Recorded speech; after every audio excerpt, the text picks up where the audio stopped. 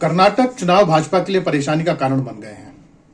यह चुनाव इसलिए भी महत्वपूर्ण है क्योंकि कर्नाटक दक्षिण भारत का एकमात्र ऐसा राज्य है जहां पर भाजपा ताकतवर है। 2023 के विधानसभा चुनाव को देखते हुए यह चुनाव इसलिए भी महत्वपूर्ण है सत्ताधारी पार्टी के लिए क्योंकि यह चुनाव हारने के बाद वह खुद के द्वारा बनाए गए उस तिलिस्म से बाहर निकल आएगी जिसमें वो खुद को अजय पार्टी बताती है। नमस्कार, मैं हूं भारत शर्मा, आप देख रहे हैं विवेक अखबार लाइव। कर्नाटक चुनाव के बहाने भाजपा भंवर में फंस गई है। यहां से उसका नरेशन सेट होने जा रहा है। यहां मोदी के करिश्मे की कसौटी होगी तो राहुल गांधी की भारत जोड़ो यात्रा की धार भी नापी जाएगी। राहुल ने अपनी यात्रा के दौरान सबसे ज्यादा समय इसी कर्नाटक में बिताया है। दूसरी तरफ कांग्रेस ने प्रदेश राष्ट्रीय अध्यक्ष के तौर पर मल्लिकार्जुन खड़गे को जिस तरीके से लेकर आई है वो भी एक बड़ा मास्टर स्ट्रोक है। मल्लिकार्जुन खड़गे कर्नाटक से आते हैं और दलित समुदाय से आते हैं, तो कांग्रेस का यह दांव भी सटीक पड़ता नजर आ रहा है। यूं तो पिछले चुनाव में 2018 में भाजपा की तुलना में कांग्रेस ने 2% वोट ज्यादा पाए थे, लेकिन सीटें उसकी भाजपा की तुलना में कम थी। बाद में भाजपा ने जेडीएस और कांग्रेस की सरकार तोड़कर फिर अपनी सरकार बनाई। जिस तरीके से मध्य प्रदेश में कांग्रेस की सरकार गिराकर भाजपा ने अपनी सरकार बनाई थी। कहा जा सकता है कि जनता ने जनादेश भाजपा को नहीं दिया था, फिर भी भाजपा ने जिस तरीके से जनादेश चुराया उसकी नाराजगी का सामना भी भाजपा को इस चुनाव में करना पड़ रहा है। यहां भ्रष्टाचार के आरोप लगातार जिस तरीके से भाजपा सरकार पर लग रहे हैं वो भी शाह मोदी की टीम के लिए एक नई तरीके की चुनौती है। आलम यह है कि हर चुनाव में गुजरात फार्मूले का दांव खेलने वाली पार्टी यहां पर यह दांव नहीं खेल पाई है। ना तो वो सत्ता में कोई परिवर्तन कर पाई सरकार में, ना तो वो सरकार में कोई परिवर्तन कर पाई, और ना ही वो बड़े पैमाने पर विधायकों के टिकट काटने का साहस कर पा रही है। आइए समझते हैं कि यहां भाजपा गुजरात फार्मूला लागू क्यों नहीं कर पाई।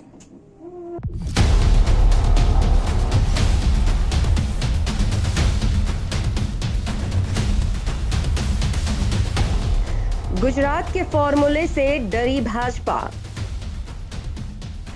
अक्सर राज्य विधानसभाओं के चुनाव से पहले मीडिया में इस तरह की खबरें उड़ती हैं कि यहां भी गुजरात फॉर्मूला लागू किया जाएगा जिससे चुनाव जीता जा सके। मतलब साफ है, भाजपा उन विधायकों के टिकट काट देती है जिनके खिलाफ एंटी इनकम्बेंसी हो, पर गुजरात में भाजपा ऐसा करने से डर रही है। भाजपा के थिंक टैंक का मानना है कि कर्नाटक की स्थिति गुजरात जैसी नहीं है। यहाँ तकरीबन 120 सीटें ऐसी हैं जहां विधायक किसी पार्टी नहीं बल्कि अपने बूते जीतते हैं। ऐसे में भाजपा ज्यादातर सिटिंग विधायकों को ही मौका देने का मन बना चुकी है। पार्टी का मानना है कि एंटी इनकम्बेंसी के बजाय इस पर जोर देना ज्यादा जरूरी है कि किस क्षेत्र में किस विधायक का वर्चस्व ज्यादा है। पार्टी का मानना है कि यदि इन्हें टिकट न दिया गया तो ये दूसरी पार्टी में जाकर जीत का गणित बिगाड़ सकते हैं। खास बात यह है कि पार्टी ऐसे विधायकों से भी संपर्क करने से हिचकिचा नहीं रही जो दूसरी पार्टियों में हैं। भाजपा सिर्फ जिताऊ उम्मीदवार पर फोकस कर रही है। हालांकि भाजपा को इसमें कोई खास सफलता मिलती नजर नहीं आ रही। अभी तक भाजपा कर्नाटक में कोई बड़ी तोड़फोड़ नहीं कर पाई है। उल्टा उसी के अपने कुछ कद्दावर नेताओं ने कांग्रेस का दामन थाम लिया है। भाजपा के कद्दावर नेता और पूर्व मुख्यमंत्री बीएस येदियुरप्पा के 2 करीबी लिंगायत नेता एचडी थमैया और केएस किरण कुमार भाजपा छोड़कर कांग्रेस में चले गए हैं। माना जा रहा है कि सारा खेल येदियुरप्पा के इशारे पर किया गया। भाजपा ने उन्हें जिस तरह सीएम पद से विदा किया था उससे वे खासे नाराज हैं। हालांकि इस चुनाव में भाजपा ने येदियुरप्पा का कद बढ़ा दिया है। वे चुनाव तो नहीं लड़ रहे हैं पर पर्दे के पीछे रहकर काम कर रहे हैं। पर यहाँ फिर सवाल है कि क्या येदियुरप्पा आसानी से काम करेंगे, क्योंकि भाजपा ने उन्हें भ्रष्टाचार के आरोप और सरकार में बेटे की दखलंदाजी के आरोपों के कारण हटाया था। तमाम आरोपों के बाद भी येदियुरप्पा को साथ रखना भाजपा की मजबूरी है, क्योंकि वे कर्नाटक के सबसे प्रभावी लिंगायत समुदाय के नेता हैं। बताया जाता है कि कर्नाटक की आबादी में लगभग 17% लिंगायत हैं और कुल 224 निर्वाचन क्षेत्रों में से 100 में इनका प्रभुत्व है। इनमें से अधिकांश सीटें उत्तरी कर्नाटक क्षेत्र की हैं। वोक्कालिगा भी कर्नाटक का एक प्रभावी समुदाय है। एक आकलन के मुताबिक इनकी संख्या कुल आबादी का 15% है। अन्य पिछड़ा वर्ग यानी ओबीसी 35%, अनुसूचित जाति और जनजाति 18%, मुस्लिम समुदाय लगभग 12.92% और ब्राह्मण लगभग 3% हैं। वर्तमान विधानसभा में सभी दलों के 54 लिंगायत विधायक हैं, जिनमें से 37 सत्तारूढ़ भाजपा के हैं। इसके अलावा 1952 के बाद से कर्नाटक के 23 मुख्यमंत्रियों में से 10 लिंगायत रहे हैं। इसके बाद 6 वोक्कालिगा, 5 पिछड़ा वर्ग से और 2 ब्राह्मण। बताया जाता है कि साल 1989 तक लिंगायत कांग्रेस के पाले में थे और इस वजह से पार्टी का राज्य में एक मजबूत जनाधार भी था। लेकिन राजीव गांधी द्वारा 1990 में तत्कालीन मुख्यमंत्री वीरेंद्र पाटिल को बर्खास्त किए जाने के बाद से ये समुदाय उसके खिलाफ हो गया। पाटिल के नेतृत्व में 1989 के चुनाव में कुल 224 सीटों में से 178 सीटें जीतने वाली कांग्रेस अगले चुनाव में 34 सीटों पर सिमट गई थी। इसके बाद येदियुरप्पा लिंगायत समुदाय के बड़े नेता बनकर उभरे। तब से ये समाज भाजपा के साथ है। भाजपा की परेशानी को इस तरह भी समझा जा सकता है कि जहां कांग्रेस ने आधे से अधिक उम्मीदवारों की घोषणा कर दी है, वहीं भाजपा अभी तक अपने किसी भी उम्मीदवार की घोषणा नहीं कर पाई है। पार्टी राज्य में आपसी गुटबाजी से जूझ रही है और कांग्रेस जिस तरीके से उसके मंत्रियों पर कमीशनखोरी को लेकर हमलावर है, उसने भी भाजपा का संकट बढ़ा दिया है। हालत यह है कि भाजपा के आधा दर्जन से अधिक मंत्रियों ने चुनाव लड़ने से इनकार कर दिया है। इस बात की संभावनाएं भी जताई जा रही हैं कि आने वाले समय में तमाम विधायक पाला बदलकर कांग्रेस में या जेडीएस में जा सकते हैं। ये एक अलग तरीके की समस्या भगवा पार्टी के लिए है। भाजपा सूत्रों का कहना है कि वर्तमान सरकार के कई मंत्रियों ने पार्टी संगठन से चुनाव न लड़ने की सिफारिश की है। कई मंत्री ऐसे भी हैं जिन्होंने यह कहा है कि उनके परिवार के सदस्यों को आगे बढ़ाया जाए। लेकिन सबसे ज्यादा परेशानी भाजपा के लिए ये उन विधायकों से है जिन्होंने अपनी ही पार्टी के खिलाफ मोर्चा खोल दिया है। अब भाजपा ना तो उन्हें मना पा रही है, ना उनके वोट काट पा रही है। ऐसे में भाजपा की जो लिस्ट है वो अगले सप्ताह तक आने की संभावना है। इसलिए सवाल ये भी है कि भाजपा आखिर टिकटों के डिस्ट्रीब्यूशन में देरी क्यों कर रही है। निश्चित तौर पर भाजपा को इस बात का डर है कि अगर टिकट डिस्ट्रीब्यूशन होता है तो उससे एक तरीके की भगदड़ मच जाएगी, नाराजगी बढ़ेगी, भगदड़ मचेगी और बहुत सारे जो विधायक हैं जिनके टिकट कटेंगे वो दूसरी पार्टियों में जा सकते हैं और अपने दम पर चुनाव जीत सकते हैं। पहला अगर कांग्रेस की रणनीति की बात करें तो कांग्रेस ने जिस तरीके से अपने पत्ते खेले हैं वो भाजपा के लिए एक तरीके से और परेशानी का कारण बन गए हैं। मल्लिकार्जुन खड़गे एक मामला है, लेकिन दूसरी तरफ जो उनके प्रदेश अध्यक्ष हैं शिव कुमार, वो वोक्कालिगा समुदाय के हैं, जो कर्नाटक का दूसरा लिंगायत के बाद दूसरा बड़ा समुदाय माना जाता है। तीसरा एक जो बड़ा कारण है वो यह है कि यहाँ का अल्पसंख्यक राहुल गांधी की भारत जोड़ो यात्रा के बाद उसमें यह भरोसा जागा है कि वो राहुल गांधी सांप्रदायिकता से लड़ सकते हैं। इसलिए भी इस बार ये कहा जा रहा है कि जो मुसलमान है, वहां का अल्पसंख्यक वोटर है, वो टैक्टिकली वोटिंग करेगा भाजपा को हराने के लिए। और अगर ये सारे के सारे समीकरण अगर एक साथ हो जाते हैं तो फिर कांग्रेस यहाँ पर एक बड़ी पार्टी के तौर पर उभर के सामने आएगी। दूसरी तरफ कांग्रेस की कई बड़ी ऐसी घोषणाएं भी हैं जिसमें खास तौर पर उन्होंने बेरोजगारों के लिए बेरोजगारी भत्ते की जो बात की है, उससे भी एक तरीके का कांग्रेस के पक्ष में माहौल बनता हुआ नजर आ रहा है।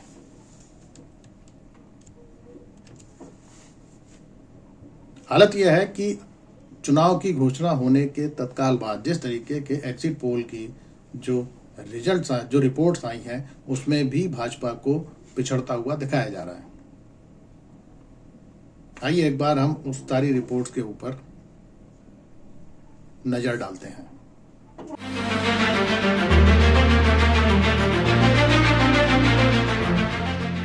कांग्रेस जेडीएस के बीच अघोषित गठबंधन। साल 2018 के विधानसभा चुनाव की बात करें तो भले ही भाजपा सबसे बड़े दल के रूप में उभरी थी, पर वोट शेयर में कांग्रेस उससे आगे थी। भाजपा को उस चुनाव में 224 में से 104 सीटों पर जीत हासिल हुई थी। कांग्रेस ने 80 और जेडीएस ने 37 सीटें जीती थी। वहीं वोट प्रतिशत देखें तो बीजेपी को 36.3, कांग्रेस को 38.1 और जेडीएस को 18.3% वोट शेयर मिला था। नतीजों के बाद येदियुरप्पा ने सरकार बनाई, लेकिन बहुमत न जुटा पाने की वजह से विश्वास मत पर वोटिंग से पहले ही उन्होंने इस्तीफा सौंप दिया। बाद में कांग्रेस और जेडीएस की सरकार बनी, जिसे गिराकर भाजपा ने एक बार फिर सरकार बनाई। बात इस साल की करें तो चुनाव की घोषणा होने के साथ ही हुए तमाम सर्वे बताते हैं कि आगामी चुनाव में भाजपा के लिए राह आसान नहीं है। लोक पोल के ओपिनियन पोल में कांग्रेस कर्नाटक में सरकार बनाती दिख रही है। कांग्रेस को इस सर्वे में 116 से 123 सीटें मिलने का अनुमान लगाया गया है। वहीं बीजेपी को 77 से 83 और जेडीएस को 21 से 27 सीटें मिल सकती हैं। अन्य के खाते में 1 से 4 सीटें जा सकती हैं। लोक पोल का दावा है कि इस सर्वे के लिए 45,000 लोगों की राय ली गई और 45 दिन तक चुनावी विश्लेषकों के रिसर्च के बाद इसके नतीजे आए हैं। वोट प्रतिशत की बात करें तो इस सर्वे में कांग्रेस को 39 से 42% वोट मिलते दिख रहे हैं। वहीं बीजेपी को 33 से 36% और जेडीएस को 15 से 18% वोट मिल सकते हैं।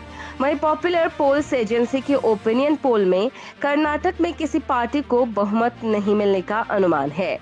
इस सर्वे के मुताबिक 224 सदस्यों वाली विधानसभा में बीजेपी और कांग्रेस के बीच कांटे की टक्कर है। इस सर्वे के मुताबिक कर्नाटक की सत्ता पर काबिज बीजेपी को 82 से 87 सीटें मिल सकती हैं। कांग्रेस को भी बीजेपी के बराबर 82 से 87 सीटें मिलती नजर आ रही हैं। वहीं 2018 के चुनाव के बाद कांग्रेस के साथ गठबंधन सरकार बनाने वाली एचडी कुमारस्वामी की जेडीएस को 42 से 45 सीटें मिल सकती हैं।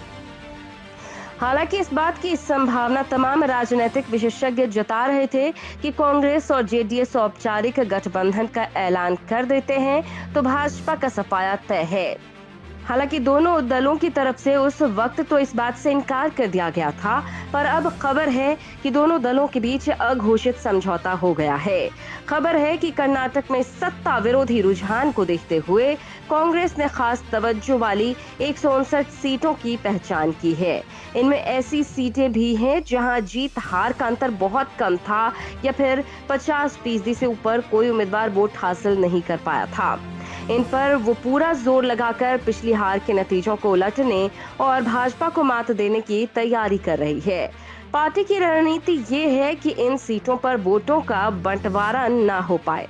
कांग्रेस इसके लिए जेडीएस के साथ अनौपचारिक गठजोड़ की दिशा में भी बढ़ रही है कि जहां वोट विभाजन से भाजपा को फायदा हो सकता है, वहां दोनों में से एक दल पूरी ताकत नहीं लगाएगा। इन खास सीटों में से 78 वे सीटें भी शामिल हैं जिन पर बीते चुनाव में जीत मिली थी। तब 65 सीटें ऐसी थीं जहां भाजपा और जेडीएस ने 50% से ज्यादा मतों से जीत हासिल की थी, जबकि बाकी 150 से अधिक सीटों में से 27 सीटों पर कांग्रेस 50% से ज्यादा मतों से जीती थी। बहरहाल जिस तरीके का पूरा चुनावी समीकरण बनता चला जा रहा है, उसने भाजपा की नींद उड़ा दी है। अगर भाजपा कर्नाटक चुनाव हारती है तो उसके बाद आने वाले वक्त में मध्य प्रदेश, छत्तीसगढ़, राजस्थान, तेलंगाना, जम्मू कश्मीर के चुनाव होने वाले हैं और इन चुनाव में भाजपा के लिए सबसे बड़ी चुनौती वो नैरेशन है जो कर्नाटक चुनाव के बाद सेट होने वाला है। और अगर 2023 में ये नैरेशन अगर सेट होता है और अगर भाजपा इन राज्यों में भी चुनाव हारती है, हिंदी भाषी पट्टी में जहां पर उसकी मजबूत पकड़ है, तो फिर 2024 का चुनाव मोदी जी के लिए बड़ा गंभीर होने वाला है।